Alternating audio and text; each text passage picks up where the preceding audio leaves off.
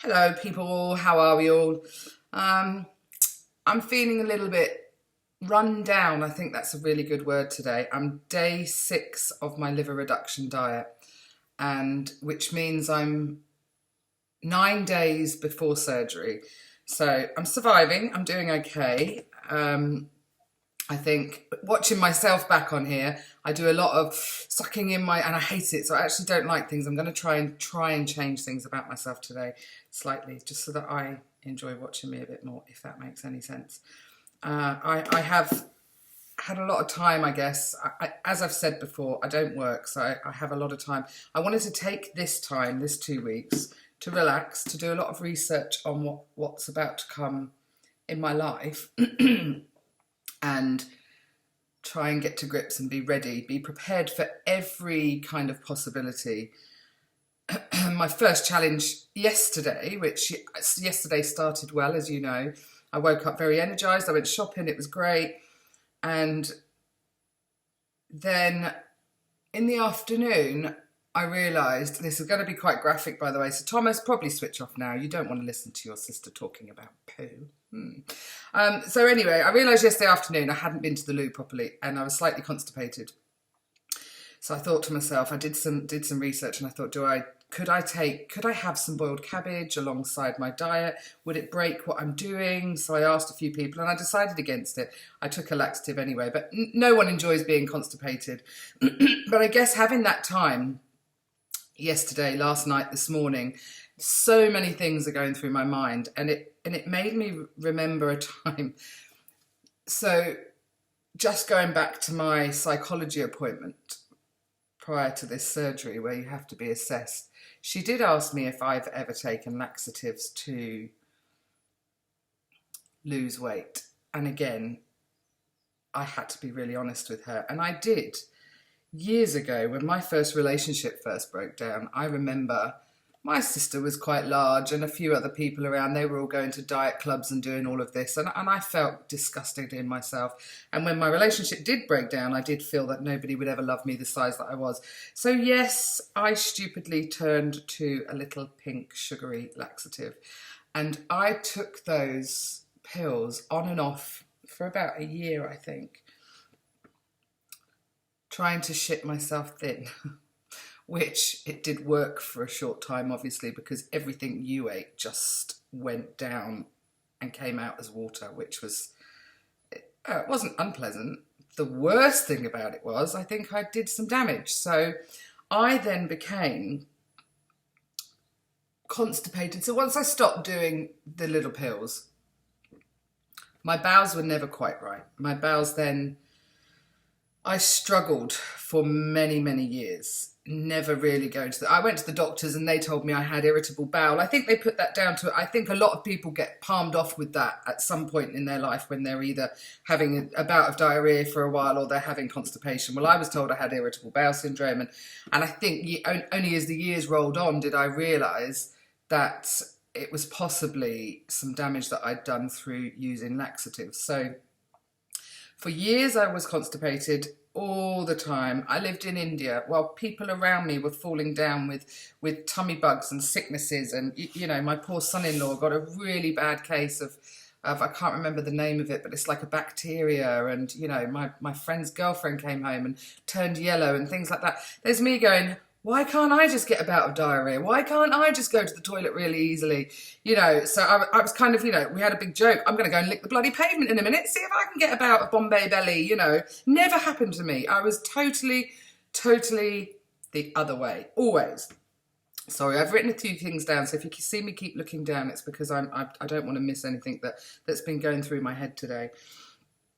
So anyway...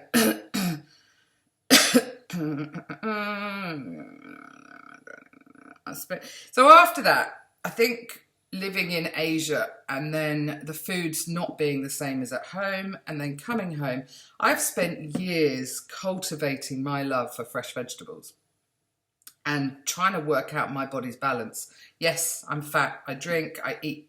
My dinners have always been too much. It's not a sugary tooth with me.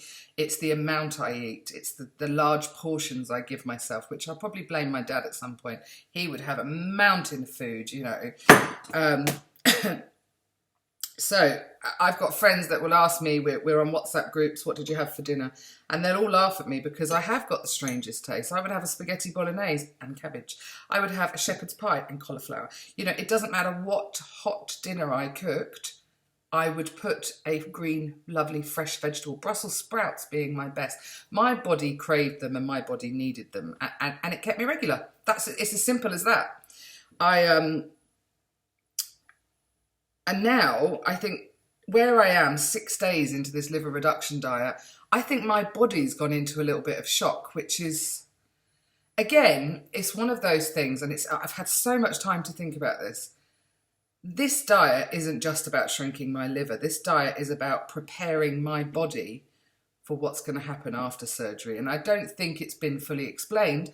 I think they say, you've got to do this. We need your liver to shrink so that we can move it easier. And that's a great way to put it, because in danger terms, you think, shit, I don't want to have a really fatty liver and they can't move it or damage it, and then I can't have the operation.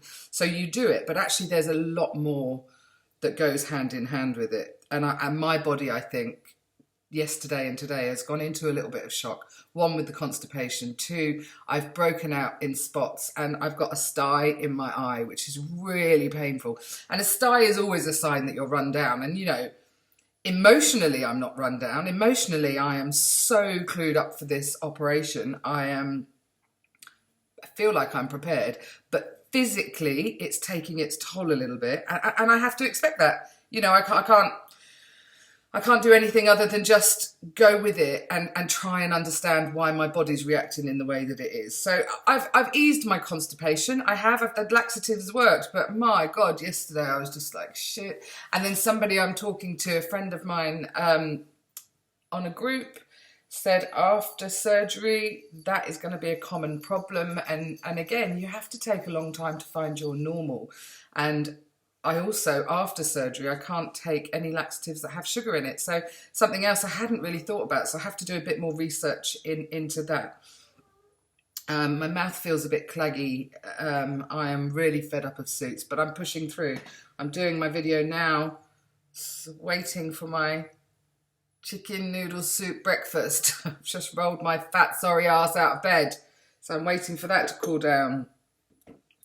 That's what I wanted to talk about today and bring you up to speed. So I'm sorry if it's a bit graphic. Don't watch this while you're having your dinner, because it's poo talk.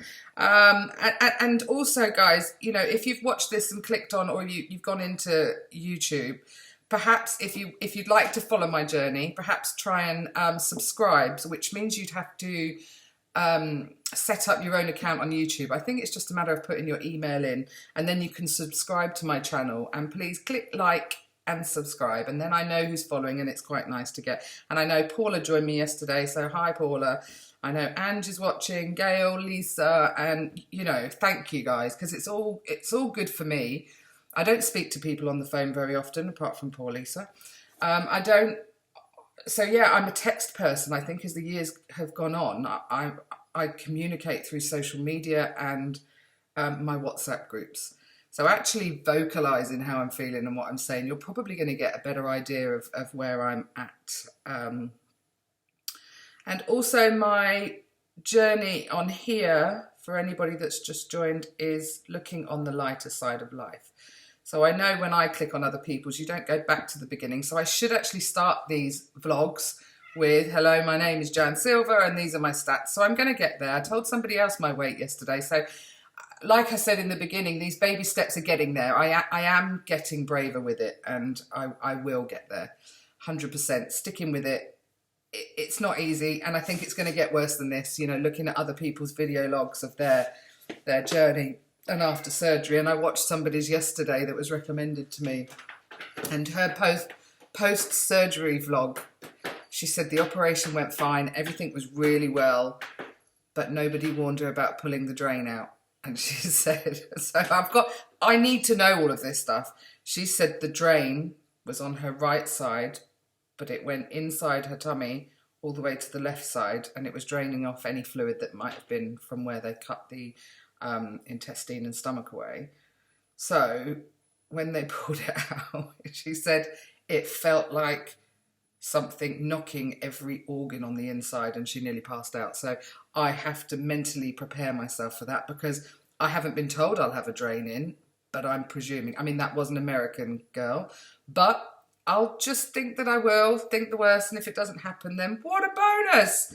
Anyway, guys, sorry for the graphic content today. Sorry about the poo talk, but it's got to be done, right? I'm going to tell you as much as I can and be as honest as I can. So there you go. I hope you all have a lovely day. I'm going to munch on my lovely soup. And, oh, today I have a strawberry yoghurt. What a treat. And a very vocal cat this morning again. She quite likes it when it's just me and her here. Although she has been trying to wake me up since stupid o'clock. Anyway, guys, thanks for watching. Chat to you tomorrow. Bye-bye.